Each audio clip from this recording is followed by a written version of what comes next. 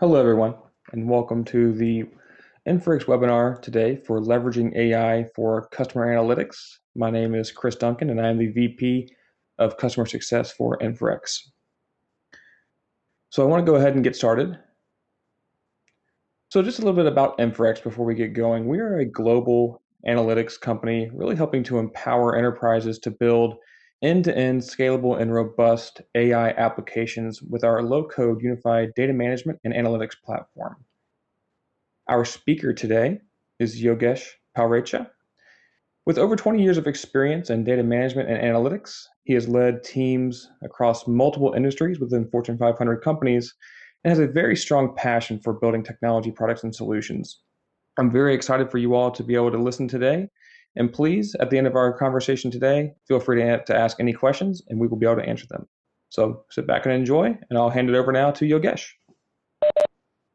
Hi, Chris. Thank you. Can you hear me? Yes. Okay. Yeah. So let's begin the webinar. So here is the agenda for the webinar today. We are going to look at so the webinar is going to be more focused how on leveraging how we can leverage AI for customer analytics. Specifically, we'll try to deep dive into the AI component, like what are the different use cases, what kind of algorithms we can use, and how we can do some kind of visualizations or get insights that's coming out of the models, and then how we can apply this in real situation in an organization to provide a better customer experience during their journey. So here is the customer analytics journey. So typically there are like 5 different areas that we focus upon. So we have worked with one of the customer in the past in terms of helping them out, and these are the areas which are pretty much in sequence that you want to target from. So the first thing you really want to understand your customer, what you need to do is you need to segment your customer, basically trying to understand based upon their past behavior, like their demographic information, their transaction history, and so on.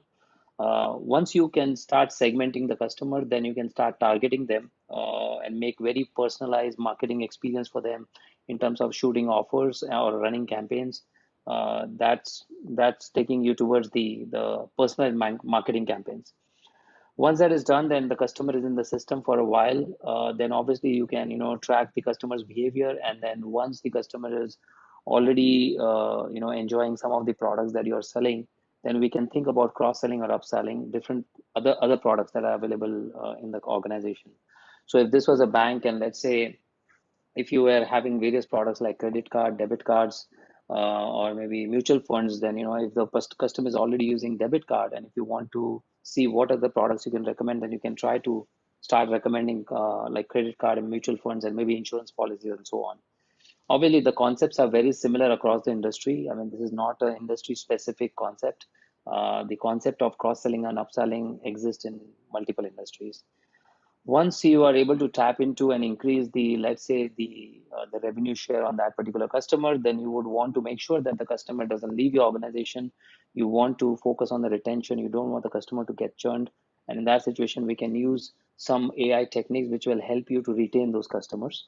And then once the customer retention is taken care, then obviously you can also run the campaigns and offers depending upon to which segment they belong, depending upon where they are in the journey, in the overall journey of the customer analytics. And then based upon that, we can build the models and recommend any kind of offers and campaigns. So these are the 5 areas typically where you can apply machine learning algorithm and artificial intelligence. So what kind of data we look at? So what we have done is, like, we have segmented here different types of data that can be leveraged to build AI models to make these decisions. And depending upon the model or the problem you're trying to solve, we can use either all of this or some of this. So for example, starting from the left, we have demographics information.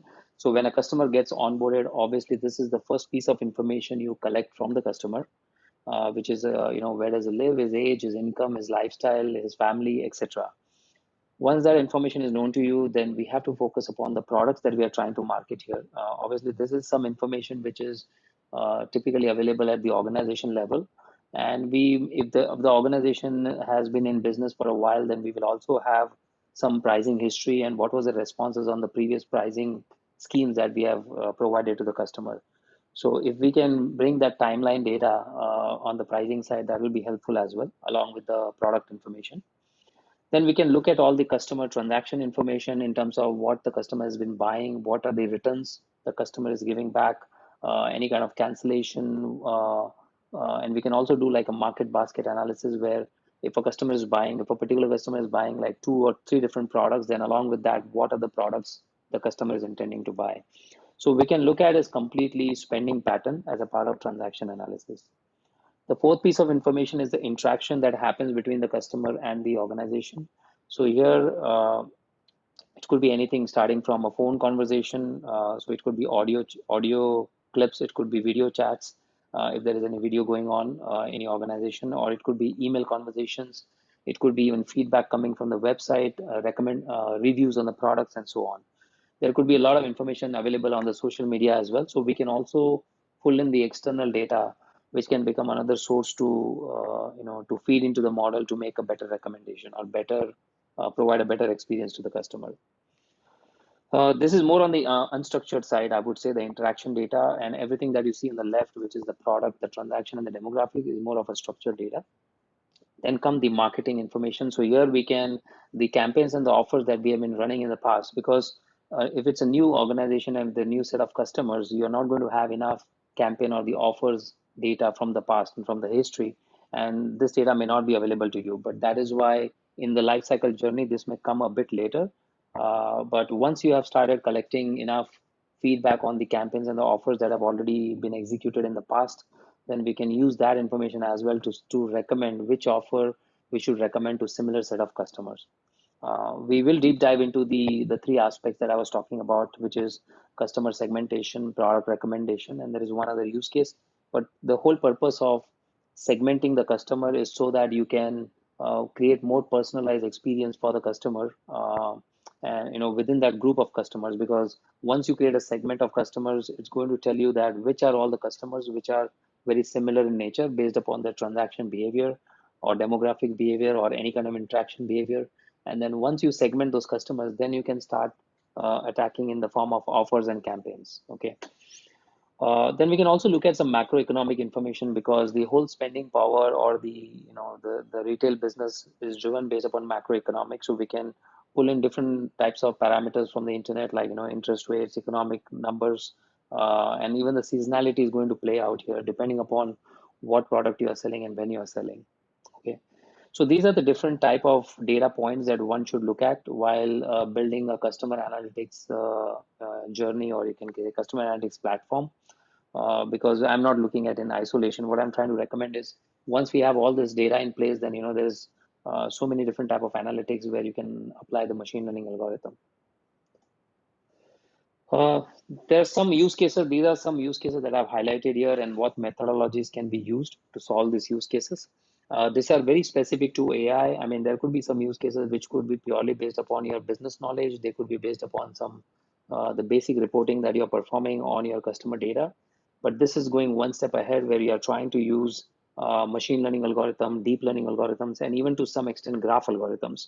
So the first example here is the customer segmentation, where we try to analyze the data of the customer, all the attributes, and then you try to segment them. But you know what? You have to decide which attributes you want to put into the segment, because if you just put all the information that is available, then you won't be able to really understand that what is driving the segment itself. So what we have done is, typically we take 3 different metrics, which is recency, frequency, monetary. So recency is like how recently the customer was engaged in terms of any kind of purchases. Frequency is how frequently on a monthly basis, like how frequently the customer comes back to your to your website or whichever portal you have for selling your products. And monetary would be something like what is the spending power of the customer, like on an average how much money is ready to spend, like to buy the products that you're offering. So we kind of compute all these metrics. Once we take the raw data, which is the transaction data, and all the history that the customer has gone through, we would take these metrics and then aggregate it at a customer level, and then you can feed into a machine learning algorithm, which is typically k-means clustering in this case, to cluster your customers. And then once the customers clusters are created, then you can visually try to analyze the behavior of each of the cluster on these three axes, which is recency, frequency, and monitoring.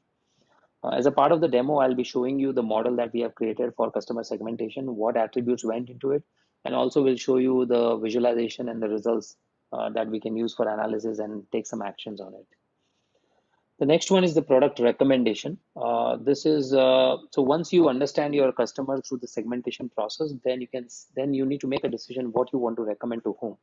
So there are multiple ways you can tackle this problem. One is you can use a traditional rule-based engine where, based upon your business knowledge, you know that for a particular market, for a particular segment of customers who are making an income between, let's say, $50,000 and $100,000, and for a particular age, you may come up with a rule which where you will be, recommending the product. So that's a very rudimentary way of doing it, and that is based upon the years and years of knowledge that business has acquired over a period of time. It works fine as long as you're dealing with like a smaller set of population or smaller set of products. But once you are having like, thousands of customers and millions of products, this becomes a very difficult task.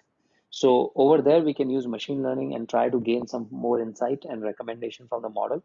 And once these recommendations are provided, then obviously as a business user, you can go and analyze to see if these recommendations are making sense, or do you need to do any kind of tuning and adjustment to the model. So next one, you can use a classification algorithm where you can use logistic regression decision tree to decide like which product should be recommended to whom and so on. But these kind of, the first two approaches are pretty much been applied in industry for a long time.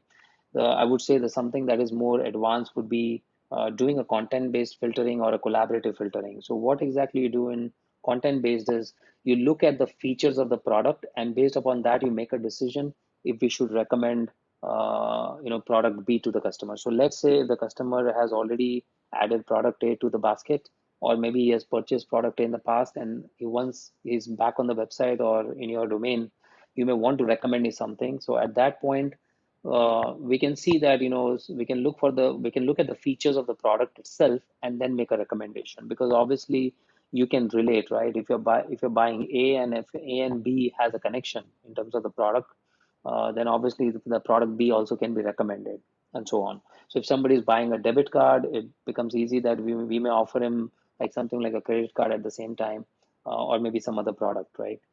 So those are like very rule driven thing, but depending upon the features of the product, we can also recommend it. So that is more of a content based. Collaborative filtering is one level of advanced, where we kind of take a matrix of all the users and all the products and all the ratings that they're provided on a product. Now, whether this is a retail business where you're selling like, something like Amazon, where you're selling like a variety of products, or whether it's a bank who's selling financial products, or it could be an example like a movie streaming, like a Netflix or something, who have got so many different movie titles and which are rated by the users or the customers of the platform. So similarly, we need to capture the feedback of the customer, the ratings. Now, typically, like not every system was built to rate these products, and maybe you don't have enough rating information. You may have, comments or reviews that are provided by the customer or through your website. We can always convert that data by using natural language processing and convert and generate a rating out of it. Looking at how positive or negative the a particular comment is, or a feedback is, we can translate that into a numerical value, which would be required for a collaborative filtering, kind of solution. So what we really need to solve the collaborative filtering is like we need a matrix of user to products to rating. Okay. And then once, and this is going to be a sparse matrix, which means every customer would not have rated every product. But that is what that is what we do as a part of the data preparation. And once we apply the collaborative filtering, we will be able to provide a rating for, we will be able to predict a rating for every customer for every product, and the customers who do not own those specific products, then those ratings can be leveraged, and that can act as a confidence level, while recommending something. So let's say if there were like 3 or 4 different products, and the customer is already owning first product and he doesn't have second, third, and fourth. We can recommend him second, third, and fourth, but we still need to know what to recommend. So that really comes through what level of ranking we provide, to those individual recommendations. and based upon the highest recommendation, we can recommend to the customer. Again, all this is already coming as an outcome of the platform of the model itself or the algorithm. You don't have to really guess all these things. It's depending upon how users have rated other products and how a particular user in question has rated his own products. Based upon that, we can come up with the recommendations on ratings. The third item is the knowledge graph. This is more of using graph technology. So in the first two cases, you're trying to understand your customer by segmenting it, then you're trying to recommend the products. And then once all this is done, then you may want to look for other opportunities, right? I mean, because there would be a saturation point at some point. So you have to keep optimizing your models and also sometimes look from a different perspective altogether. So there are graph algorithms out there which can help you to find communities. Community detection is nothing but like finding a group of people or a network which are engaging in a similar subject. It could be a conversation about a product, it could be choice of the product, it could be by any means they are connected to each other.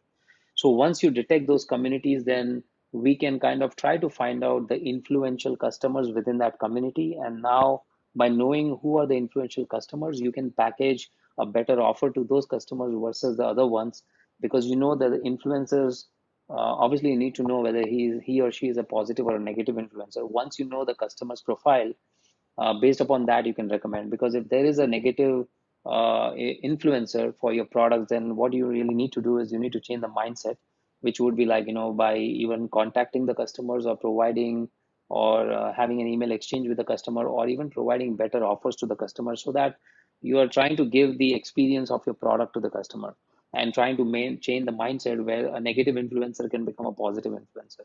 But if you're already aware of somebody who's positively natured for your products, who likes your product, and if that person can really influence others based upon the algorithm, then we can give him better offers and we can kind of boost his experience. The more you invest into that particular set of customers, the you will get probably better returns from there, because that person is going to kind of spread the information in terms of his comments, his reviews, his usage about the product, and so on. Okay. So over there, we can use graph algorithms. Entity resolution is one other use case where graph algorithms can be used. This is typically used. Uh, this is typically used when, let's say, if you have a large organization who's onboarding, if you have been into the business of acquisition, like we are acquiring multiple businesses, and at that point you have the same customer, which is a part of the, more than one business, then you don't want to really analyze the customer more than once, because you may end up you may end up recommending the same product multiple times, or maybe even sending the same offer more than once. So it would be all about waste of money and a bad experience from the customer perspective. So given that situation, if you are into that situation, then we can use entity resolution algorithms, which are graph driven algorithms, which allows you to look at the attributes of the customers and then make a decision if these two customers or these three customers are the same customer. So typically you may want to resolve these customers, which is more like a cleansing process, you can say, resolve these customers into a single entity. And once you resolve it into a single entity, then you have a 360-degree idea about all its transactions that are coming from various businesses or various lines of businesses. And then finally, you can do a better decision process on that particular customer. Okay. So I have not put down these use cases in a necessarily in a certain order, but these are the various areas that we have seen our customers using AI, and also from an industry point of view. Okay, so before we get into the demo, this is a process flow diagram, which is typically how you would implement an AI solution around customer analytics or any kind of AI solution. I've tried to generalize as much as possible here. So it starts from left to right. On the left, there are different source systems that is going to send the data. This data can come from your data warehouse. It could be from your operational system. This could be even collecting data in real time. So let's say when an event took place where a customer has just logged in, and you may want to do a real-time recommendation, you can instantly capture that as an event. And then once that event is known, we can make recommendation, or we can bring any reminders to the customer on the website. So what we do is, like, we try to collect this data, and then once the data is collected, then we run through the model training process. If we are including graph analytics as a part of it for any kind of use case like entity resolution or trying to bring more insights out of the graph database, then we can do that here. And then once this information is available, we can perform the feature engineering process. So feature engineering process, now what we are really diving into is the process of building an AI model. Uh, so feature engineering is a process where you kind of, let's say you have like 100 different variables available to build your AI model. You cannot throw in all 100 features right into the model, because if there are like 15, 20, 30 features, yeah, it's okay. But if you have, it's a multi-dimension problem, sometimes your data sets can have like more than 200 columns on it. And so at that point, we have to look into the data and do a feature engineering over it, which means it's all about looking at individual features. What is the distribution of each of the column? Trying to remove the outliers, because the more outliers you have, the worse your model is going to perform. So if you want a fine-tuned model, then you need to do a lot of work right in the beginning, where you need to clean the bad data. And once that is done, then you can obviously feed this into the model training process. So the whole process of eliminating the feature and then selecting the right feature is all feature engineering is all about. So once the features are selected, then now you can feed this into the various algorithms that are available: machine learning algorithms, deep learning algorithms, graph algorithms, and then finally create a model out of it. The model can be then tuned and tested against we can do some back testing. And once you're satisfied with the results of the model, then we can implement the model. So during the implementation process, it could be the same platform where you're building the model itself, or it could be a different platform. It just depends upon how your technology infrastructure is laid out. But it would be nice to have a singular platform which can help you collect the data, analyze the data, do the feature engineering, build the model, and then finally deploy the model. Once a model is implemented in the operational system, then obviously you may want to recommend something to the customers, and you may want to collect that feedback in real time. And once you get the feedback, you can feedback that information back into the system, into the analytical system, so that we can fine tune the model, and we know that way that whatever recommendation was made did not work out, and the model can be adjusted accordingly. Also, you would need a reporting system to see the overall picture of the model recommendation and how your customers are responding to it. So we can implement something where we can hook up to the graph engine or to this particular model results. So you need to consume few things out of the operational system. You need to consume few things out of the model training system, and then togetherly we can draw the picture for reporting purpose, just to keep a track of things, how they're moving. So we'll do a quick demo, and we have taken some sample data here from a banking data, which is for retail analytics. Like there are different type of products that are available in a bank, as I said, the credit card, mutual funds, or maybe demat accounts, debit cards, etc., salary accounts. So based on the data, we have created mocked up, like just for the demo purpose, we have taken 1,000 customers. So we have taken a very diversified population, and we have tried various use cases for today's demo. So like we'll try to show you a customer 360-degree, which will be basically, this is more like a reporting and a dashboard use case, where you want to find out everything about a specific customer in one single screen. Then we can look at the customer segmentation and sentiment and the recommendation of the products. So there are three different machine learning models that we have created for demo. And then we will also show you the output of this data and in the form of a dashboard, as well as how it is really integrating back into your ecosystem. In terms of the features, we are going to look at the dashboard, the knowledge graphs, business rule engine. So at Inferix, we have built a platform which can help you to collect your data, cleanse your data, do some data quality checks, and then once you do all sorts of descriptive analytics on your data, then you can really use the platform to build your machine learning model. And once the model is built, you can deploy, do the predictions, and then look at those predictions either in the form of dashboard, or you can feed this prediction into your downstream system or upstream system, whichever system you want to send it back to. Okay. So let's quickly get into the demo.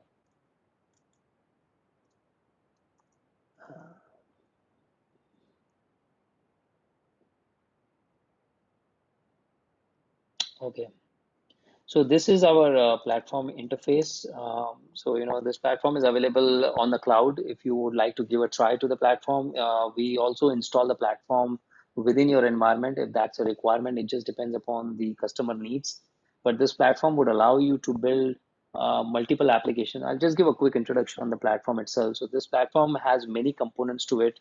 what it really takes care is like it helps you with all your data management and analytic needs, which means building your application end to end. I mean, there is no coding required as a part of this platform. Everything is configuration driven or metadata driven. Any changes you make on the platform, everything gets versioned, so you can keep a track of what is changing over a period of time.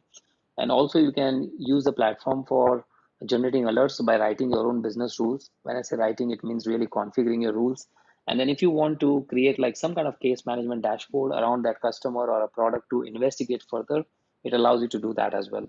So you can really do a lot of things as a part of your analytics journey using this platform.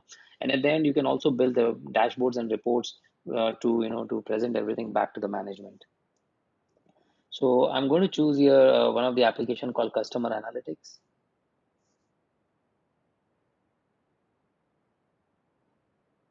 Okay. Uh, so here you can see that these are all the various modules that I was talking about.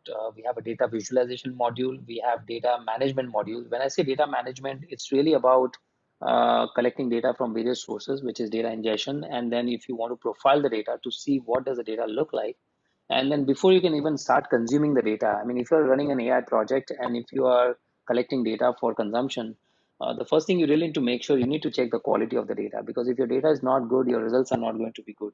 So again, you don't need to, if you try to write everything from scratch, like collection of the data, checking the quality, model development, visualization, it can take a long time. So what we have done at Inferix is we use this platform as a part of our customer engagement, which helps a customer to build something, an insight driven system, I would say, in half the time that it would normally take to build from scratch.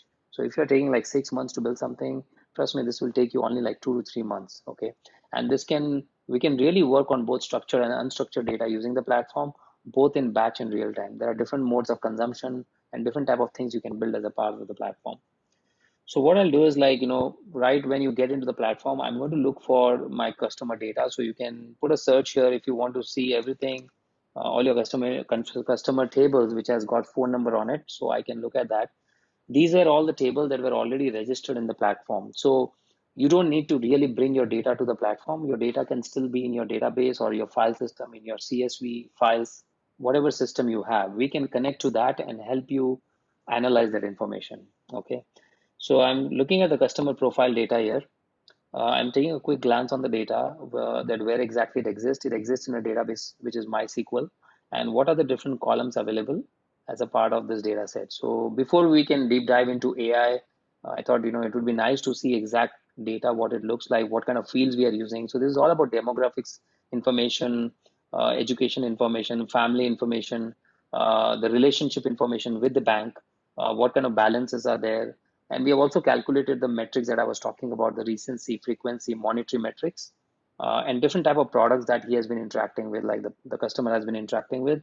We are also capturing everything that's happening on the website in terms of the digital footprint, where how frequently the person visits the website, how much time the person is engaged, how many clicks he is making, how many calls are made to the call center, what is the overall satisfaction rate. So these are all the metrics that we have kind of gathered based on our experience working with the client. So there are like approximately 65 metrics that we are using here. Okay. We can quickly glance through this data by clicking on the sample. And then if you want to like quickly plot, so these are all the attributes that are available. If I want to see like what is the distribution of my customers based on the gender, I can click on this icon and quickly pop up a histogram. So this particular screen that I'm showing you is all about analyzing your data. You may want to check the profile of your data. So let's say if you want to look at one particular column in your data set, which is age column, and you want to see what is my average age of my customers, you can quickly get an answer for that.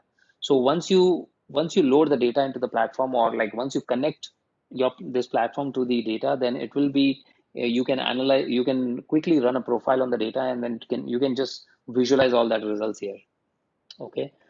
You can also, as I mentioned before, you can also perform data quality checks. So as a part of today's demo, we are not going to go into each of these modules here, but I'm just trying to show you the insight that is generated as a part of each of those modules. So here, what we have done is once the data lands, into the system, or once you connect to the data from using this system, we can profile all the data, we can run the various data quality checks. So this is a place in data quality where you can go and configure all the data quality rules. We also have a recommender which will allow you to, auto configure all the rules. And if you want to add something on the top of it, you can just go ahead and, create a rule by yourself. So what it is showing me that this particular table has got like, we have 4,000 records here. So more or less we have, this is like 4 quarters of data. So I have marked up like around 1,000 customers here, and there are 4 quarters data. So there are total 4,000 records, out of which 294 records have not passed one of the data quality checks. So this kind of gives you a perspective before using your data, that how good is my data. So here you can see the confidence score is 92%, which means 92% of the data, all the checks have passed on the data, and that could be your threshold. That is something by experience you will have to decide whether, I mean, if this percentage was like 50%, you may not choose to use this data, rather do investigation that what is wrong in the data. So if you want to know what records are bad records, and if you want to filter them out, you can do that as well. But before you can filter out, you may want to at least deep dive into those records and see what is bad. So I can right click here and quickly get into this and see what are those individual records. So it will give me the actual values, what kind of check was performed on the data, why the check failed, and so on. Okay, so that's the data quality part. Now we can start from the top down, which is like we can look at the overall summary of the customers. So before we can look into the model, I would like to show you, now you have seen the data, the columns, etc., right? What type of data it is. As you know, we have approximately 1,000 customers in this for this particular demo. So using the dashboard, we can quickly configure some customized dashboard. I'm just trying to plot a distribution of the customers by various dimensions. This is by region. This is by different type of products that we sell in our company. This is by all the customers are distributed by the companies that they work for. Okay. This is by the sector in which they work. Like what is the distribution? So it looks like majority of our customers belongs to the auto industry. If you want to deep dive, you can click and then go to the show detail and look at those actual customers. And then also we are looking at the individual customers, whether they are contractors or they are salaried customers. So that kind of gives us, an idea about the population itself, like what is our customer distribution. Okay. So this is more from a descriptive analytics perspective. The next step would be to go to the machine learning side of it, where we have a data science package where we are shipping like 39 algorithms out of box, and these algorithms can cover all the way from regression to clustering to deep learning, like neural networks. It can do classification, it can do NLP processing, and so on. So platform is really capable to handle both structured and unstructured data. When I say unstructured data, I'm referring to videos, images, or text content. Okay, like files, etc., PDF files, and so on. So you can use one of these algorithm and you can create a model. So I'll show you how the model is created, what kind of features we have added to the model here. So we are creating this customer segmentation model. Let's look at this particular model. So here you can put all the basic information. It's a model that is executed in Python. But since you're using the platform, you're not actually coding anything here, you are just configuring. Then you can pick the algorithm of the choice. Since we are doing a clustering, I'm using k-means clustering. And then I'm choosing a label that, what is my key in the data, more like a customer ID that I'm focused upon. And whatever metrics or whatever features you want to feed in, you can feed here. I mean, there is no restriction of using only 3 features while clustering. You can give all 65 columns that I showed you before, but these were the 3 columns which were kind of calculated based upon the behavior of the customer in the system. And hence we thought, this would be a good starting point. So once you define the features here, the model is created. Now you can go to the training area and you can start training the model. So let's say I was doing the customer segmentation for credit card data. So this is the training uh, object. I mean, this is more like a request you are creating in the system, that you want to train this particular model. You choose the model, you choose the data. So this was the data that we were looking at. And then you have to decide, like, you can choose like which is my key column so that we can report you back which customer falls in which segment. Uh, and so this is more like a customer ID if you're looking at a customer data. This would be an account ID if you're looking at an account data. And then you can map the data that is in your table to the features that are in the model. So the way it works is like you create a model first and then you train the model, because you may want to train the same model more than once without building multiple models, right? You can build a model once and then you can use different types of data on it, and then obviously the context of the problem should be the same problem. I mean, you cannot try to put, if you are trying to solve like two similar clustering problems, then you can create the model once and then feed the data twice. So for example, in this case, we are trying to segment all the, so our problem is same, which is we are trying to classify, or we are trying to segment customers depending upon the product type. So if I take two different product types like credit card and debit card, then I don't need to create two different models. I can create the model once, and then I can train on two sets of data. Once the model is trained, then we can look at the results here. So this is one of the pre-trained model here. I can go into this. I can look at, so k-means is the algorithm that was used. It's a Python-based algorithm. There are three features: recency, frequency, monetary, that I showed you before. There are 1,000 customers that we are trying to train upon. And if you want to tune this model, you can change these parameters and keep tuning the model. If you want to use, there's a concept of hyperparameter tuning, where the system will automatically try different combination of parameters so that it can come up with the best model. So we can choose that option as well. Then we can look at the overall performance of this. So in this particular case, we have created 7 clusters from 0 to 7, and we are trying to plot all those customers on 3 different axes. This is a 3-dimension scatter plot. So if you were finding some customers which are, let's say, in this particular area, they would be like in a specific segment, then you may want to analyze them separately versus the other ones. So generally, I mean, 7 clusters are too many. I mean, this is a default setting, but normally, depending upon how many columns and how many records you have, you would have to choose an optimal number. Uh, so generally for 1,000 records, I would suggest like we should do something around like 3 or so clusters.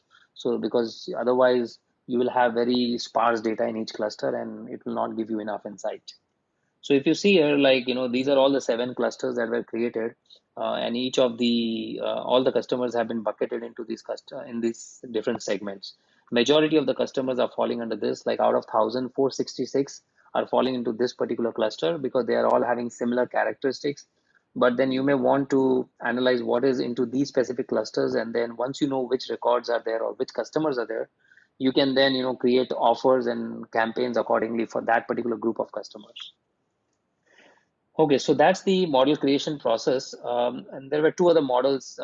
We will directly go to the visualizations now, but there will another model, which is a product recommendation model. So what we have fed here is, you can look at, as I was saying, you talk about your custom. So ID is nothing but the customer ID. Product is the product that we are talking about, and the rating. So we need a 3-column matrix data, which is customer to product to rating. And once you feed this data to, there are multiple algorithms available. In this case, we are using k-NN with mean recommender. Once you run this algorithm, it can basically spit out all the recommendations for every customer out there for every product. Okay, so no matter what, the system will recommend every product, but it will have different confidence level of recommendation, and the one with the highest confidence is the one we should create an offer against, because there are more chances of the customer buying that particular product. So that's the second model. And the third model here is the sentiment analysis model, where we are using unstructured data, which is like text data, like the chats that he has made, or some recommendation, or the feedback that he has provided on our product. We have taken those comments and then we have trained against that using an NLP algorithm, a natural language processing algorithm, which helps us to detect what is the sentiment of the customer. Is he talking good, or is he is he positive about our products, or is he negative about product? It could be product, services, whatever, right? So once all these models are trained and then they produce the outcomes, then we kind of go to the data visualization and we kind of plot all this information. So let's look at the customer segmentation. This is the outcome on this particular dashboard is from the results of the model, which was created for segmentation purpose. So let's look at that. Okay.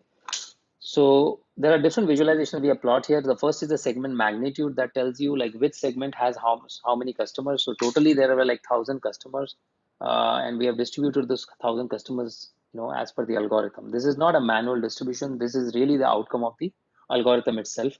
Then we try to also plot this versus the metrics like recency versus monetary. So we want to see in this particular chart, like how our customers are distributed along the lines of how recently they visited our website, let's say if it's a website driven business, or the store if it's a store, and what is the kind of spending power they have.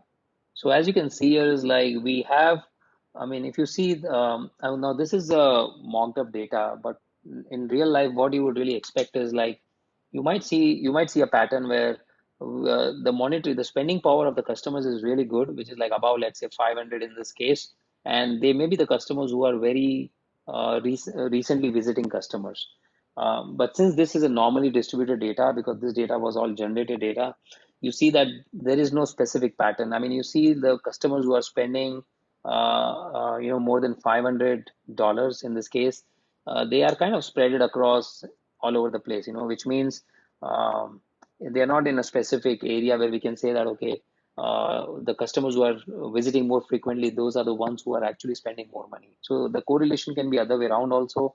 There could be customers who are, not coming that frequently, and their spending more power may be totally different. Uh, Looking at the frequency versus the monetary, like how frequently they come. So in this particular case, we are looking at all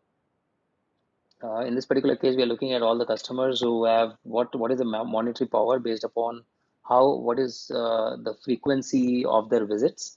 Now in this case, I have not sorted this particular axis here, so let's try to sort this. Uh, so let's say I'm sorting on the frequency of the customer in an ascending order. Okay.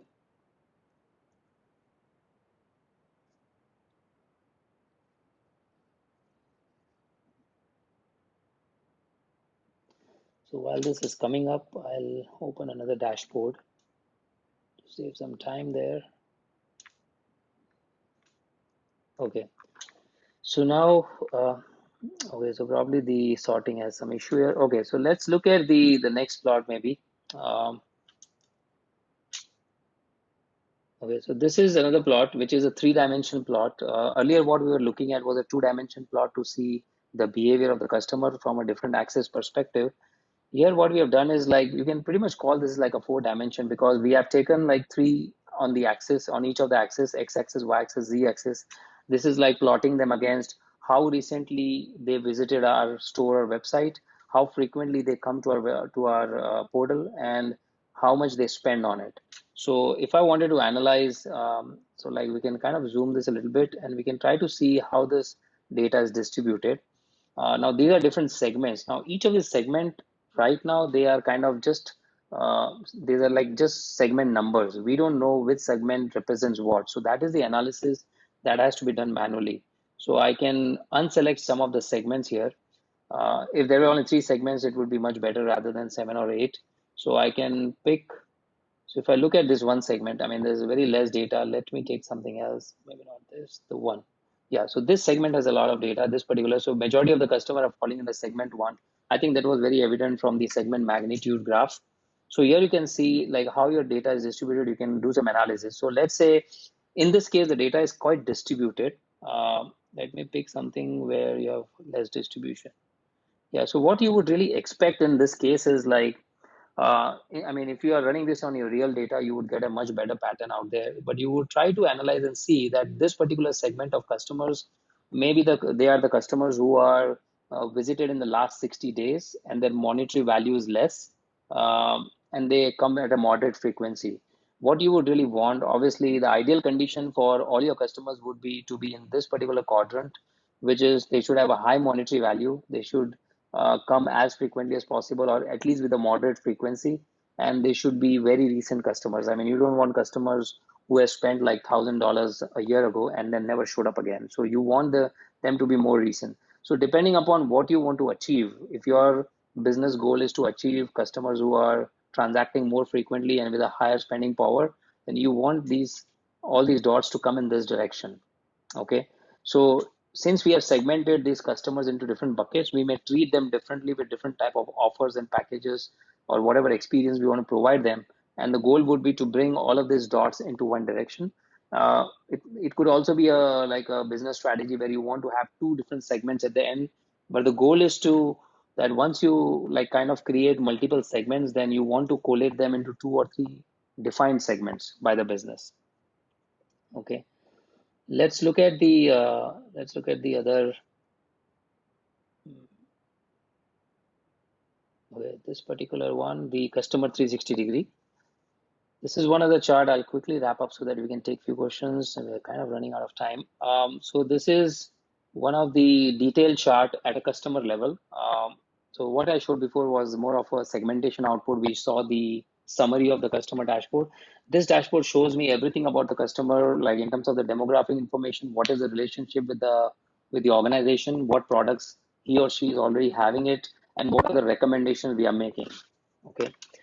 So here, this particular customer, this is the personal information, the employment information, the banking relationship. So as you see here, we have already plotted out that she's already holding a savings account, a payroll account, a debit card, a direct debit, and what she doesn't have is a debit card or a credit card.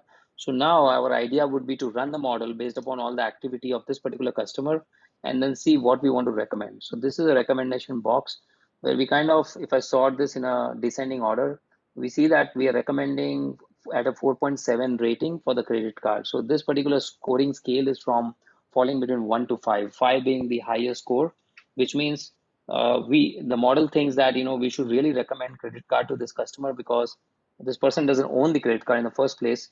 And if you have to make a choice between which product to recommend first, because this person doesn't have a debit card either, so between the two products, seems like there is a better tendency of the customer to get a credit card rather than a debit card. Now, what the analysis, the model that we have built is more like a collaborative filtering idea where we are trying to look for similar customers who are owning products that this person is owning and what are the products they are liking so that we can all recommend this person as well. So maybe this within this population, majority of the customers are owning already a debit credit card, and that's why since this person is not owning a credit card, we are trying to recommend based upon the other ratings this person has provided. Okay. We can also see what other products the customer is having and so on. And this is the NLP driven model that I was talking about, where we are trying to analyze all the communications that have happened between the customer and the organization, and kind of bucket them into negative and the positive zone. And then you can also keep a track of like how the sentiment is of the customer with the organization, like is it really increasing or going down. So in this case, this is a quarter over quarter plot where we see that initially the customer was okay, and then she became very positive about about the overall experience, but then gradually the experience is kind of going down. So now what we can do is we can use these metrics like the recommendation, the scoring, the negative positive sentiment, because this is really the outcome of 3 different models, and then we can apply some kind of business logic that will help you to analyze the customer better. Okay, so we have other areas here where you can go and configure a business rule based upon whatever criteria you like. And then finally, we can analyze those results, uh, like in terms of what is recommended.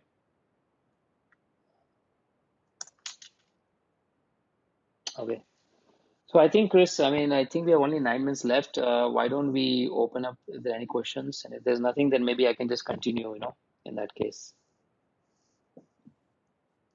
Yeah, no, that sounds great. Thank you, Yogesh. So, as he mentioned, right, we want to take a break here and just ask if there are any questions around some of the topics that we've covered today. And so, yeah, Yogesh, if you could make it to Yeah, where unmute themselves as well. so let me open the chat box here. Okay. So if there any question, maybe we can unmute it. Let me try to unmute so people can ask question. I think that is where.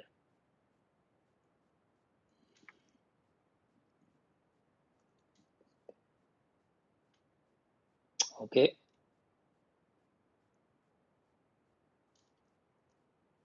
So I have unmuted right now. If somebody Yogesh, wants to ask a question, yeah. I have a question. So your application is more focused towards the banking and financial data, right? Whenever I have, but will your use case, will your platform allow the data which is healthcare Non-financial. or patient? Yeah. So Um, Yeah, I got the question. So the question is whether the platform is geared towards only a specific industry, or can it be, it's versatile enough to work across industries, right? So the Right. platform is very generic. It is really an abstract concept where it can point to any type of data. It could be a banking industry, insurance, healthcare, and depend and even these algorithms, right? The algorithms are not very specific to industry. So the platform and the algorithm can pretty much solve any type of problem, irrespective of the industry. Okay, cool. So will you allow us to try your platform to see our data, view the dashboards and analytics, and run the algorithms? Is Yeah, that so there are two options here. Depending upon, like, some customers are okay to share the data because our platform is hosted in cloud. It is available on all the major cloud platforms, AWS, Azure, and Google. But if your data is sensitive and if you don't want to share your data, then we can also install the platform within your cloud environment and then let you access your data and build the dashboard and algorithm. But if you just want to play with the platform to see how it works and how it can benefit you, then we can get you access in a week's time, and Chris can follow up with you, and then you can load your data yourself and you can visualize everything, and you can also build models on your own. okay? Cool. And one last question: how secure is your whole platform? Is the data, because if it is when it comes to the patient data, the identity, the information should be very secure, and it should not be exposed anywhere. Is that the compliance? Will that the regulations are you following? Is the platform is whole secure and compliant? Yeah, so HIPAA. we do use security at two or three different levels. One is like, if you are just looking at the data from a visualization perspective, the data is getting transferred between browser and your database. So that is secured through an SSL layer. If your data is sitting within the database, because we are not actually storing the data within the platform, we are only visualizing the data. So anything that is in the transit is already secured through SSL, and beyond that, the data that is sitting in your platform is actually within your domain, so you're not uploading anything within our platform, right? You're only Yeah, getting it and correct. you're just trying Yeah. to analyze, and you're storing the results back into your the database from where you read the data. So But if how the you want communicate? to host your data within our environment, then we can talk about the security aspects. Depending upon your data volume, we can use one of the databases like Oracle, or like a Hadoop, depending upon whether you're dealing with big data. But there are also access privileges available on the platform, which allows you to configure who can see what. Okay, so you can register all your data within the platform, but then at the end of the day, as an administrator, you can decide which user from your organization can see what. So we have a logical level segregation, and physical also we can discuss depending upon your data. Yeah, that would be really helpful to see, because our data will be sitting in our own platform, and as such, I'm only trying to go. I'm going to check if for particular use cases like the data science, the machine learning use cases which you mentioned, if I can directly use, as well as the data and analytics part of it, the regression, and which you are showing the customer segmentation and the recommendations model, if I can use it. So for that, I would like to, the data will be in my side, and then I want to check whether I can use your platform to run those analytics and the algorithms. Yeah, so we can get you access. So what you'll have to do is you'll have to just open up the connection to your data, and once it is available for this platform to connect through Okay. the right credentials, then you don't need to install at your end. You can still access from our cloud platform to your cloud environment. Right. Okay. Yeah, thank you. You're welcome. Any other question, anyone?